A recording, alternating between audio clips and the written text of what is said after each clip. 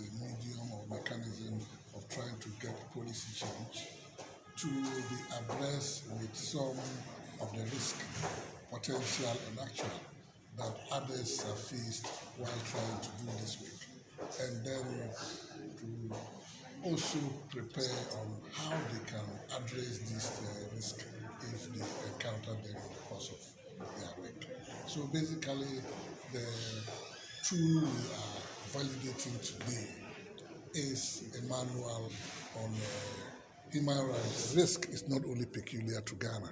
So the manual is developed in a generic form that can be adopted to fit in any sphere of work that you are doing. It's not just for those that are working in the field, but it also includes material for staff of even the civil society organizations and other entities that are working and who usually are confronted with risk in this way. It will be relevant for you journalists, because I know on a daily basis, whatever that you report could also lead you to some other forms of harassment and some level of phone calls and whatever. So principally the manual is just to help you identify the risk elements that are coming, and we have some protocols that you need to put in place. We are now in the I don't know whether the case of social media and other things where fake news and anybody can just put any form of information that can tarnish your image.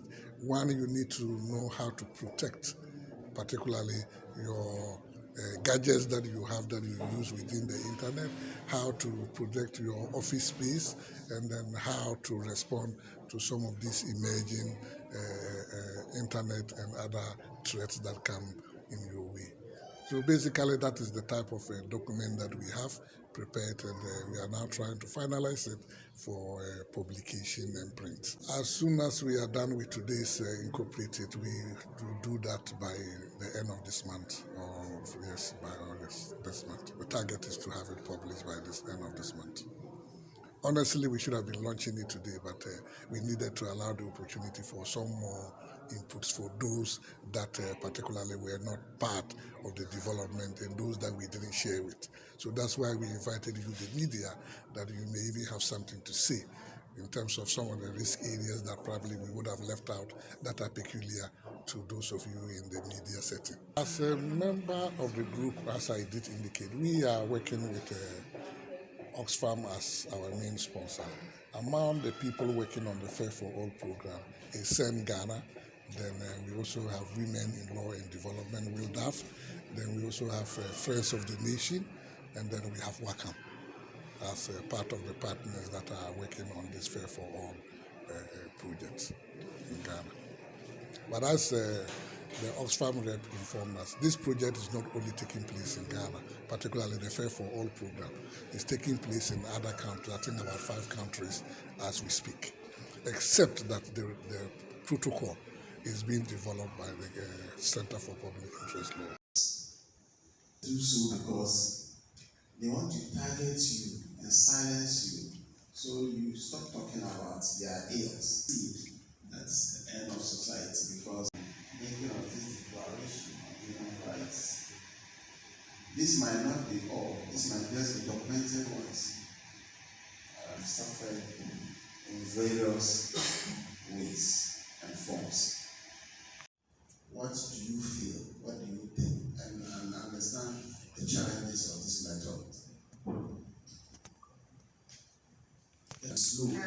Looking at what we have read, listening to Maya Hassan and Director, and just going through the presentation given, I think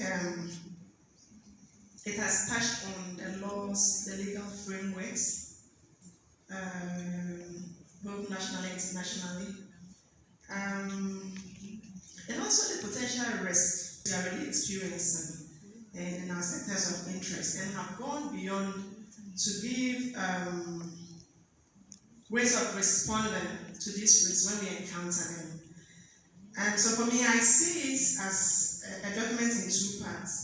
The first part giving us what the laws or the legal frameworks are in line with our constitution, and also some of the international laws Ghana has ratified when it comes to human rights. And therefore, giving us the Cepil is something you have to take another look at and see how we can factor it in so that we can completely say it's exhaustive, it's touched on all the necessary sections that we want to see. Because the Fair for All project, one of the core areas we are focusing on is inclusivity. And we have been able to do so well on the gender aspect. So I think with this document, we shouldn't be silent or be seen to be silent on the part where persons with disabilities consent.